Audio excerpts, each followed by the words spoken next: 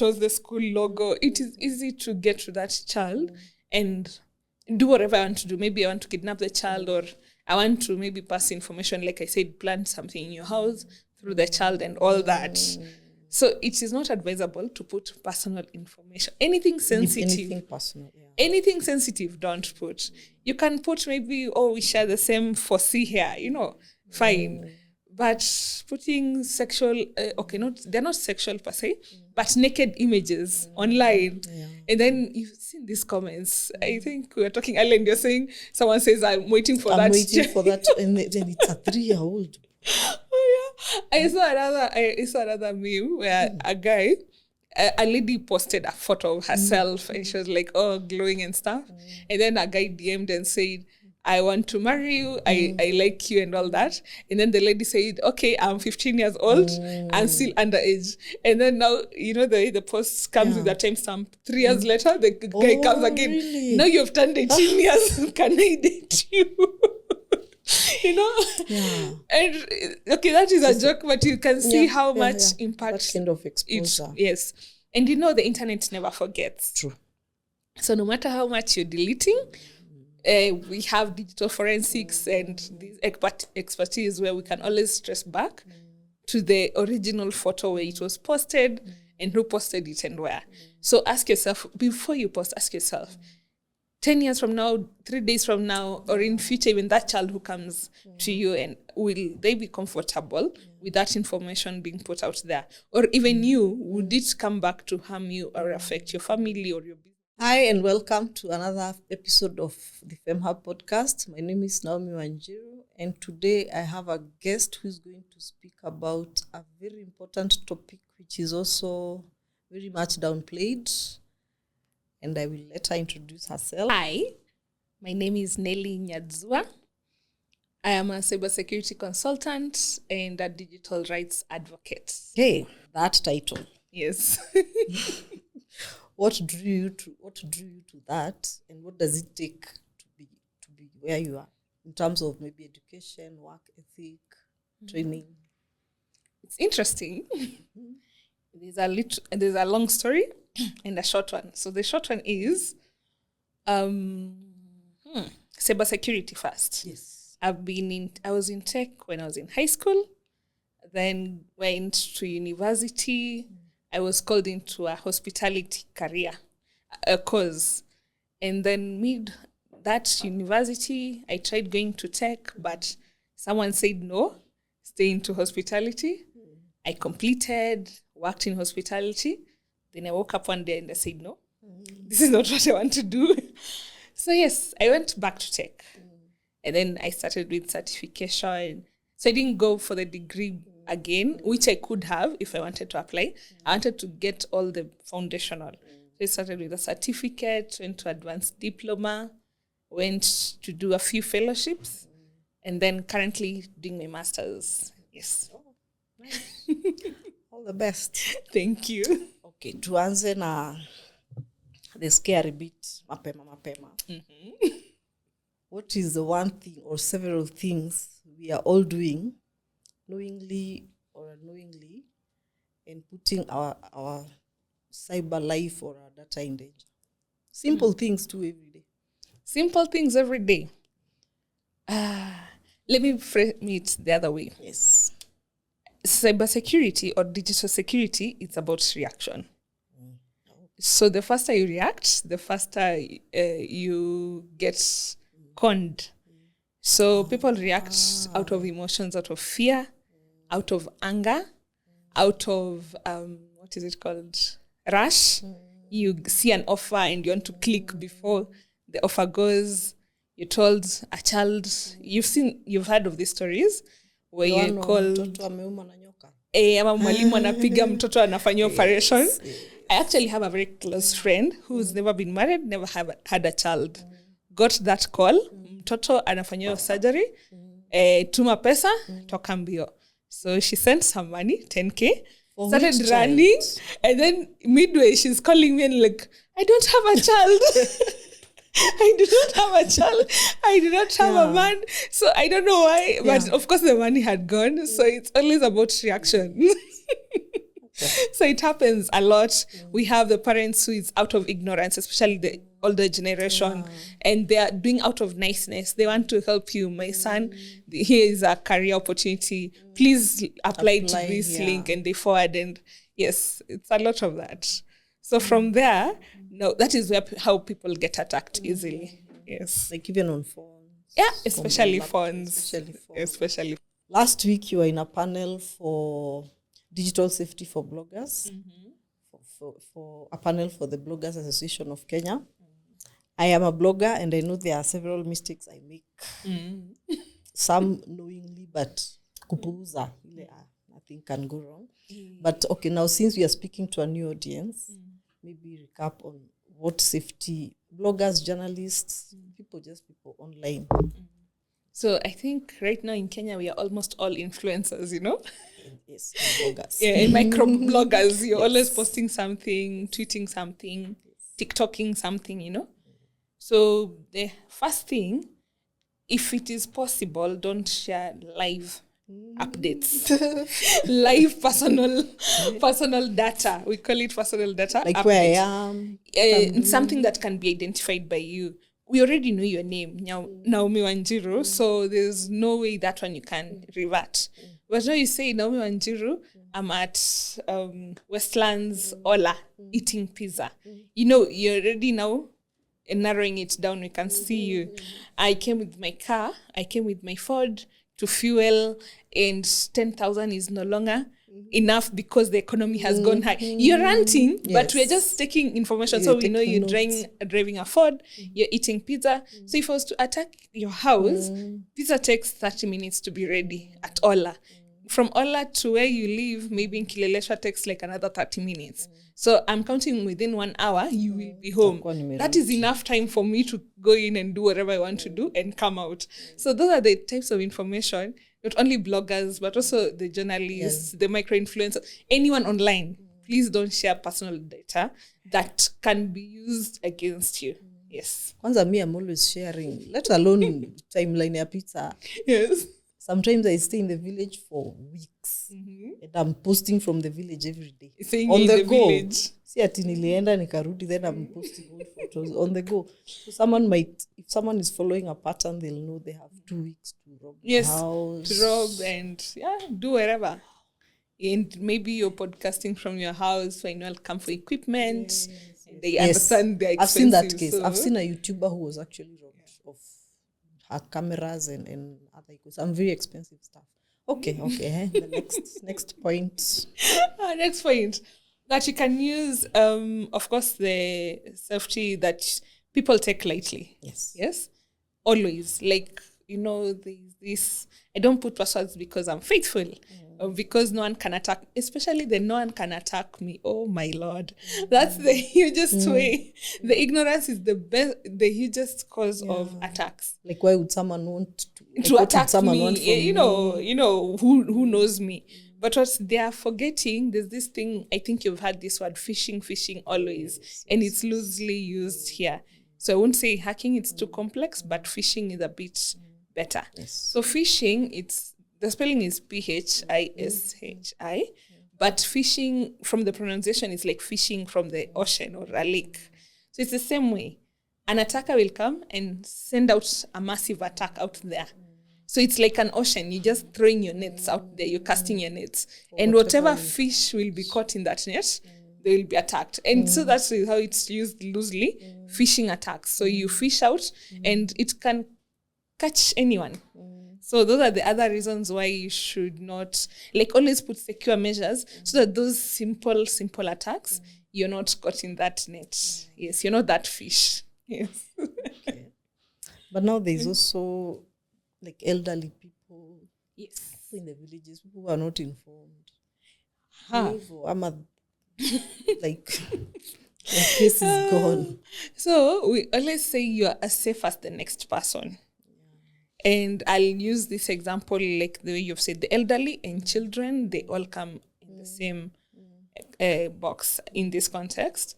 So you know how to put passwords, you know how to put everything.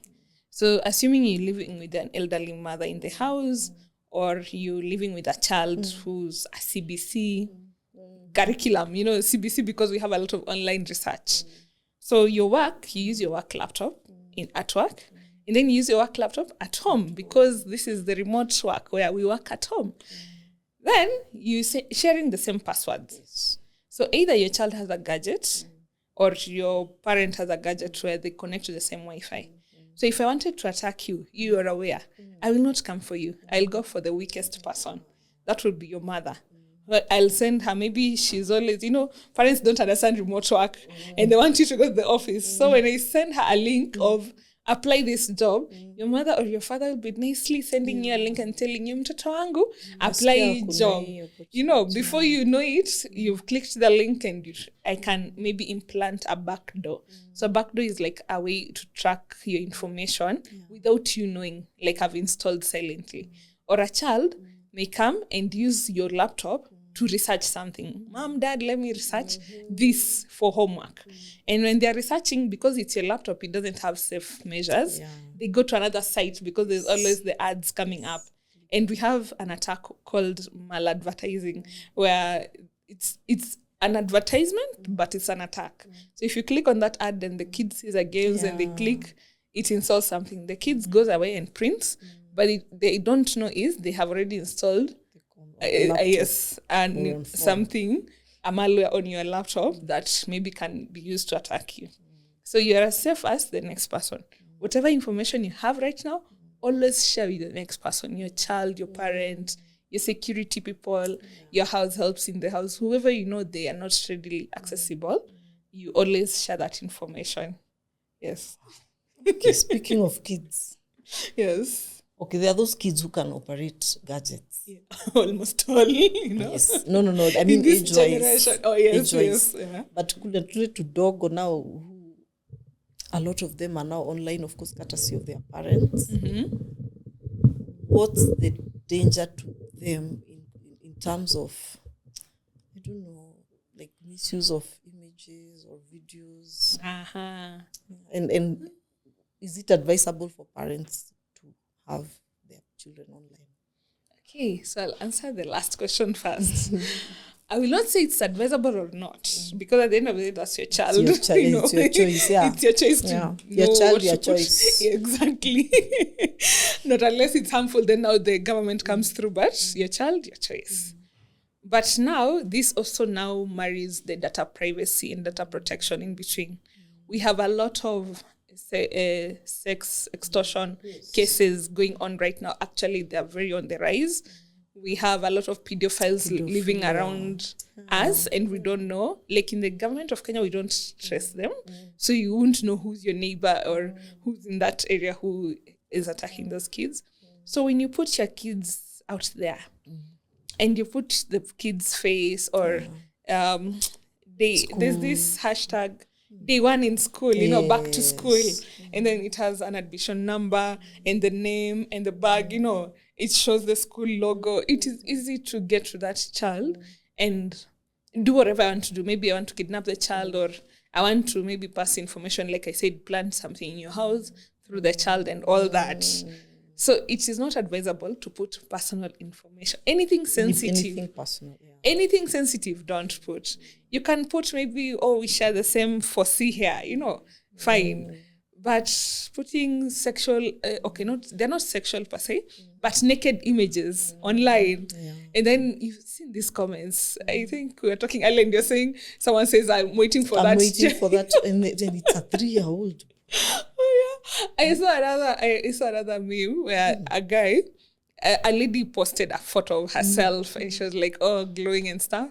And then a guy DM'd and said, I want to marry you, I like you and all that. And then the lady said, okay, I'm 15 years old, I'm still underage. And then now, the post comes with a timestamp. 3 years later, the guy comes again. Really? Now you've turned 18 years, can I date you? Yeah.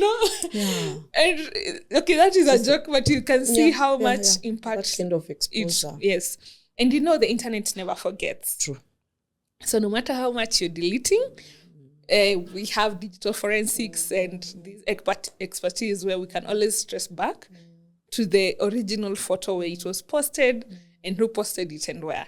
So ask yourself, before you post, ask yourself, 10 years from now, 3 days from now, or in future, even that child who comes to you, and will they be comfortable with that information being put out there? Or even you, would it come back to harm you or affect your family or your business? Or your ethics and morals should guide you. Yes. Like I've also seen some guy, I don't know in which country, he had a whole folder of children's photos and videos. Like and save to and download pictures of our watoto on TikTok, wherever, online. And that's why whole lot of them. And there are many sick people out here. Oh my God, it's so bad.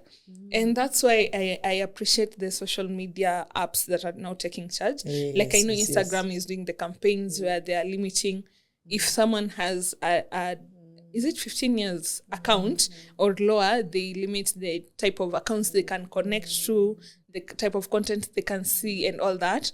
And these measures have come out of that because parents, we're no longer, we don't just filter whatever we put it. So now we are leaving it to the organizers and the owners of the platforms to come and do our work, which is not really fair. Okay. AI.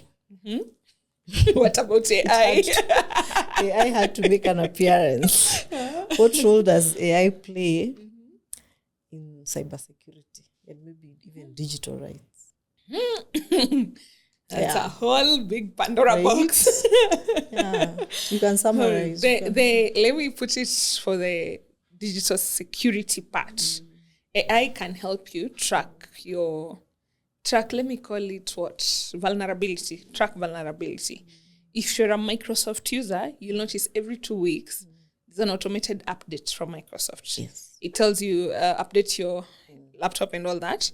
So AI can be used to set something like that, where whenever the million apps you have on your phone is already outdated, it can track and tell you, okay, you need to patch up or you need to update to the latest software just to be more secure. AI can also be used to track fake accounts and bots from real people.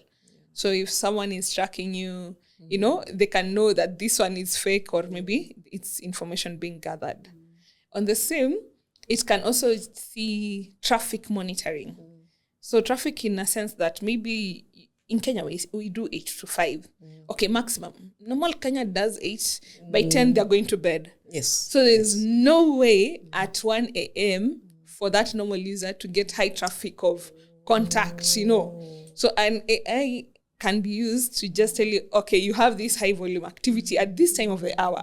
And then, of course, it's an outlier. It's weird. You're not always online. Then you can come now as a human to verify, yes, it's me. I went to a party, I went to a kesha, and we are interacting. Or no, it's not me.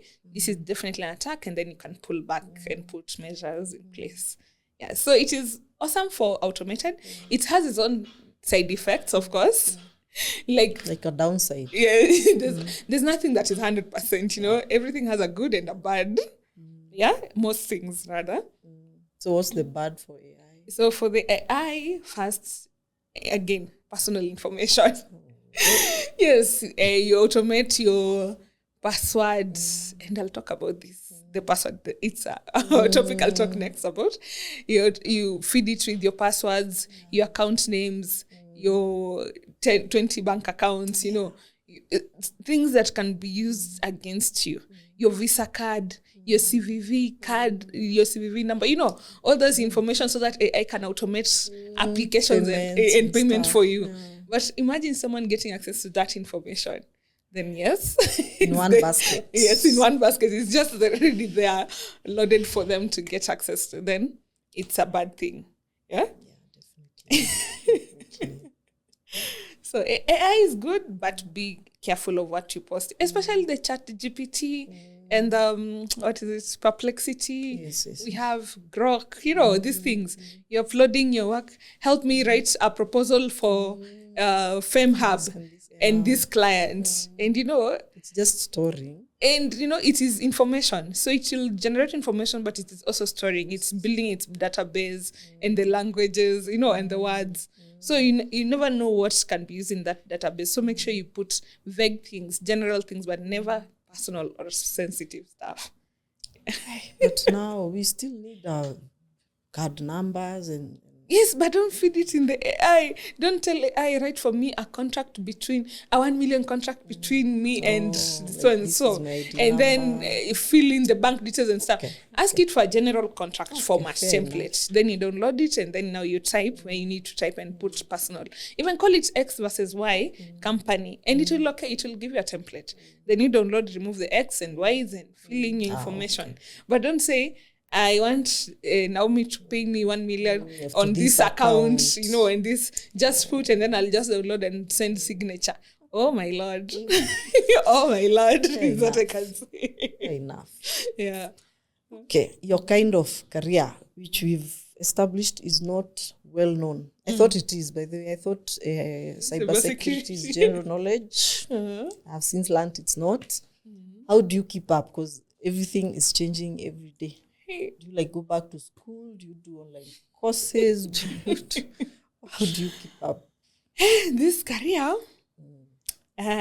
there's no, for believers, like for Christians, there's this verse in the Bible that says there's no sleep for the wicked. Yes. So we loosely use it. You say believers, people who haven't read the Bible, maybe they haven't heard that comment.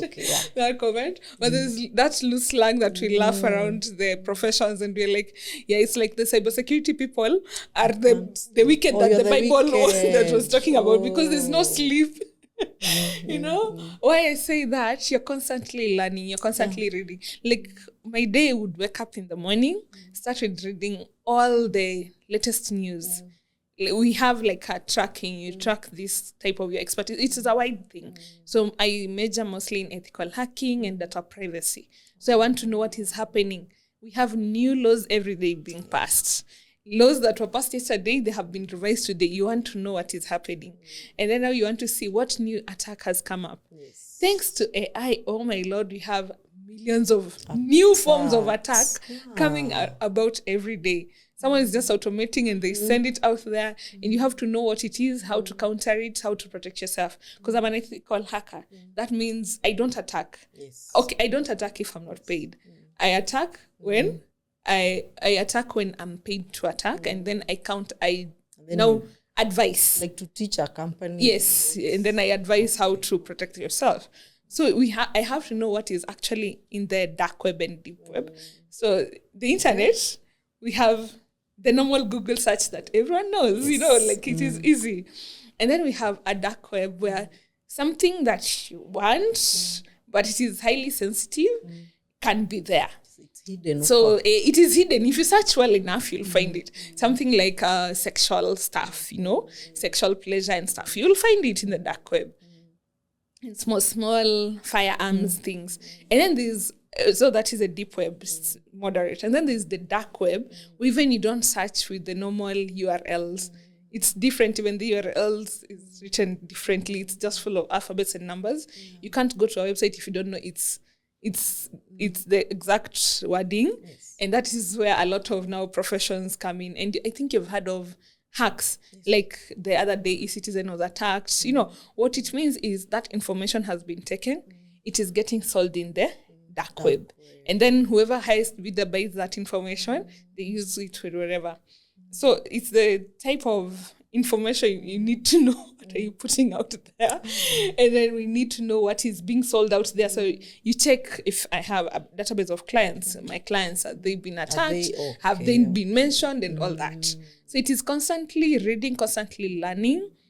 And you can go to school for that, but we also have certifications for the same, where say like the CEH, if you do it, someone knows that in full is certified ethical hacker. So like that is a certified ethical hacker. It means my branch is ethical hacking and I know how to do this. But you'll find someone who is a GRC, which is governance, risk and compliance. They're still in cybersecurity, but they do most of policy work and they're knowledgeable about that. So you constantly read, you constantly learn. We network a lot. We talk a lot. Because I can't know everything, Your brain can hold so much and you have a life. Or we tend to think we have a life, We do. So you have to check and say, hey, Naomi, do you know about this? Yes, this is how I countered it, and then we share information. Yes. So you're constantly learning. Yeah. And finally, okay, your field is wide. Yes. I'm sure it has opportunities and branches of opportunities and all that. Yes. So for a young person, or maybe even older, someone who just wants to change their career, what opportunities are there? Where do they start? Yeah. Interesting. I've been approached by people who want me to mentor them, and they're doing career changes or they want to enter. I keep getting asked the same question. So loosely, I always ask, can you cry? Oh. So if someone tells me, no, then I'm like, yeah, you're not cut out for this field. You know? Okay. Why I always ask that one loosely is emotional your emotional intelligence. You really need to be calm, composed, and then you always need to have a new perspective of a solution. What worked yesterday won't work today. It will not. You know? So you can't be rigid. You just can't. Sometimes you just need a simple, like this thing called social engineering. Let me bring something new. Social engineering is where, like the same example I said earlier about calls. I didn't use any technique to attack you. Yeah. I just used a phone call. Because your weak point is fear, that is what I'll play. And that is what is called social engineering. I engineer you to play to your weak point just to get information or to get money or whatever extortion I want to do from you. So it is the same thing. If you don't have that emotional balance to know this time you can be angry or this time you can be sad or this time you just accept, I'm an expert and I don't know, I need help from a Gen Z, then at least that one out, it brings you out. Another thing, you have to be passionate because like I said, this one needs a lot of learning, a lot of networking, a lot. So if you have the passion, it means sometimes a task that you can do in one day, you can find yourself doing in 1 month or 1 week, or sometimes you can just do it as, all that. So your passion is what will drive you there. And then what we always say, there's this, they say techies don't know how to communicate. We don't have good soft skills. We are trying a lot and we are relearning and unlearning. Yes, we are learning people's skills because most of your clients are non-techies. Yes. They don't know what you're talking about. So you may be the best in the market, but if you don't know how to pitch yourself, no one will buy from you or no one will employ you. So learn people's skills, of which it's being taught over and over again nowadays. And after that, just figure your path, And there are many mentors out there. There's a lot of free information. You don't really need to of course you'll invest time and resource to do the research, but you don't need $1 million to start. No, just identify a general cause and then you can start from there. And I have a friend, Dr. Bright, in Kenya. Yeah, Dr. Bright Gameli in Kenya. And they have started this Africa Hackon Academy.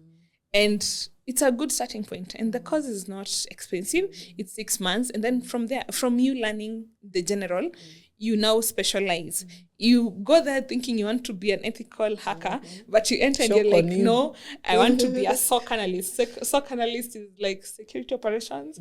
You just keep tracing. It's like data analysis for security. But that is from interaction from the classwork. By month 1, month 2, you'll know what you want to specialize.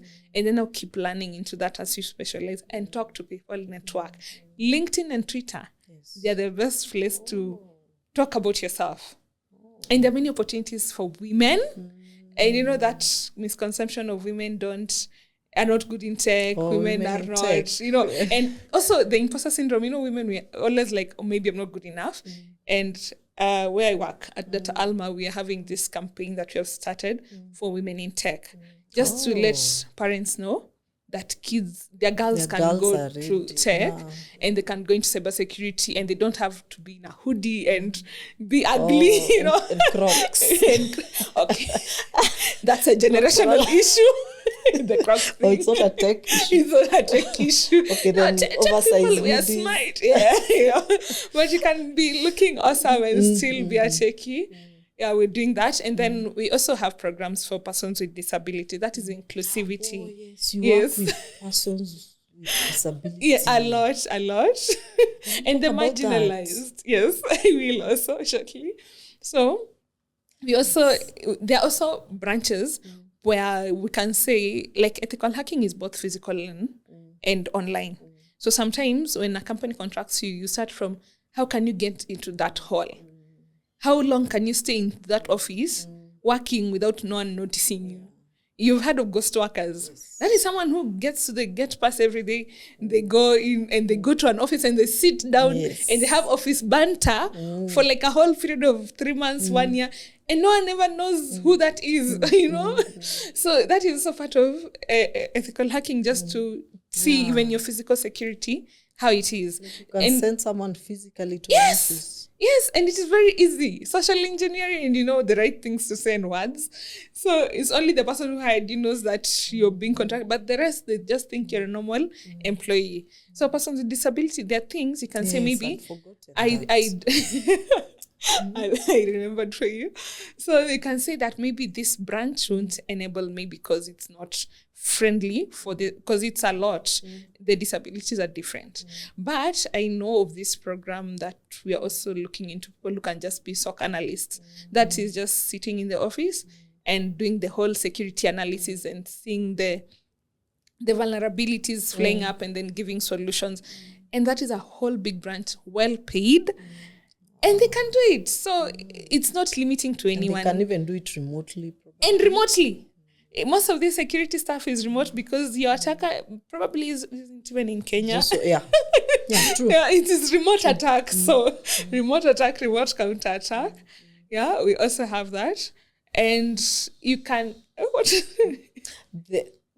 this is them studying to become cybersecurity But you start with the general part. Yes. Start with the general part and then you can specialize. And this is across all people living, including, like, I would be curious about people living with visual or audio. Is there programs or equipment or something for them to work with? So interesting. You're saying that there's this program coming up soon.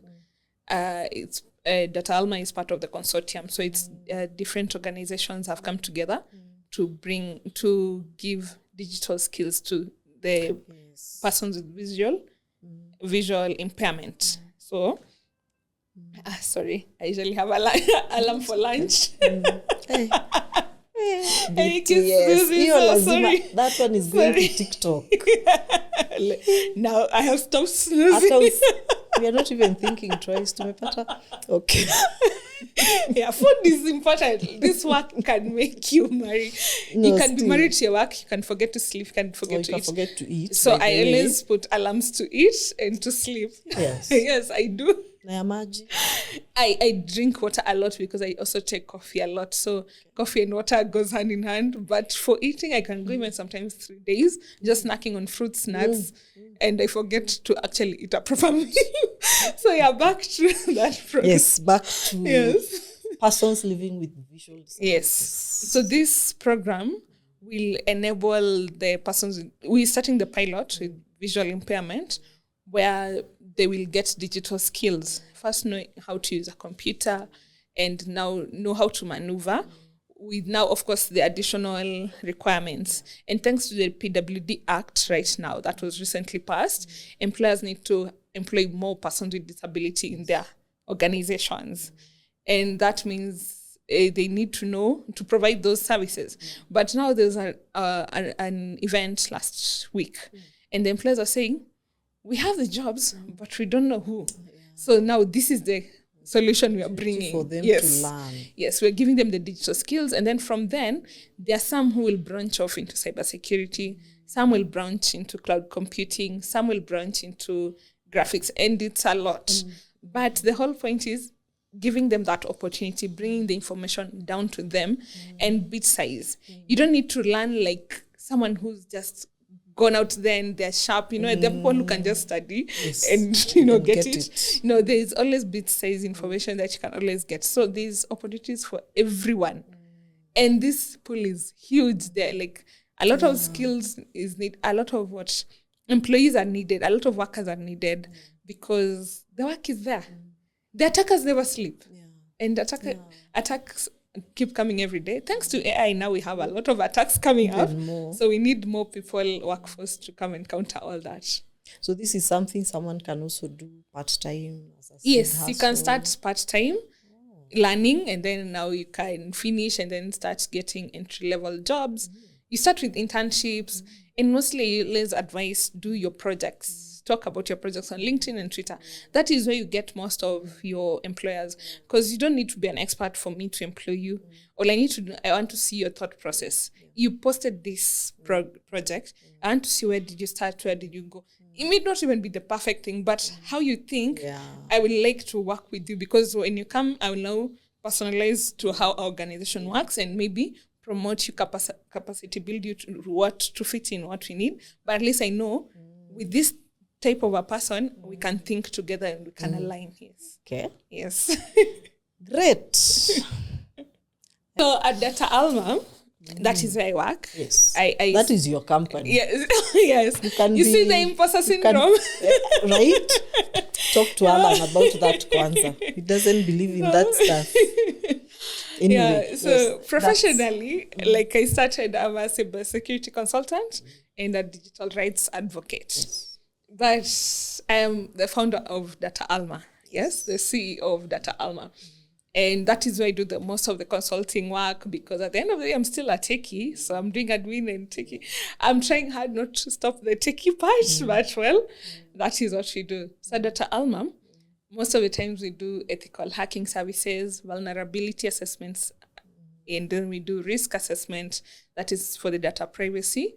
We now also have IT Academy that also gives the youth cloud computing skills and cybersecurity skills. So mostly of the cybersecurity skills is cloud. So we are working with cloud because cloud is it's where most companies are going to. And we need people to be skilled enough to know we can work with Google services, AWS services, that is Amazon Web Services. You can work with Huawei. You can work with Microsoft, that is Microsoft Azure.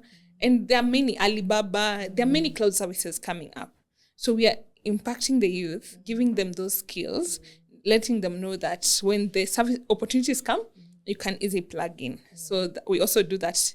We call it IT Academy. Yes. And we work a lot with the digital rights activists, and we support them through their CBOs. We work with the human rights defenders. So the human rights defenders, the activists that we are focusing on are the ones who fight for human rights. So freedom of movement, freedom of speech, maybe there's sextortion, there's kidnapping and all that. We help them, support them with their cybersecurity services. We also work with persons with disability. Yes. And kids? Yeah. Kids and parents? And kids and parents we do, but not directly. Okay. Yes. Part of our social impact mostly is for the activists, because for them, they get now to those CBOs and they get to the groundwork. Sema, what is a CBO? CBO is a community-based organizations. Community-based organizations. Okay, in Nairobi it's more urban, so they do. Yeah. We have the CBOs, the community-based organization, but mostly you see them effect in the rural areas. Where you find an NGO, we loosely call them NGOs, coming up, and then they help the women know how to have this skill and this and this. So here, imagine where this CBO works with the type of people where they're supporting I want to use the nice word for this. I do not want to. The LGBTQI community, you see?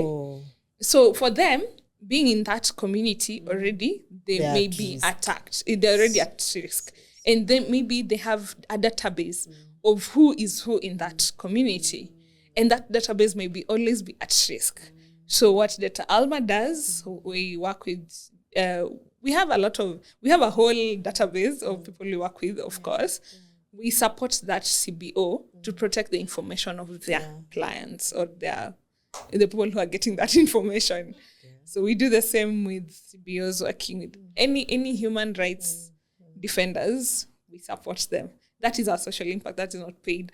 Our paid work is there, the IT Academy, and the security vulnerability assessment services. For companies, for SMEs, mostly SMEs actually, and companies, and it's through all industries. So finance, hospitality, education, we cut across everywhere. Government is slowly You're getting there. so as a startup, They have Gmail, email. Our government data is in Gmail addresses. we have done work a lot with the government is through the trainings. We offer a lot of digital security trainings. But the bigger work, we are working progressively. We are getting there. As a startup, we are taking a step at a time to get there, We don't want to bite too much. We just bite slowly as we climb. They need it. So anyway, yes. Okay.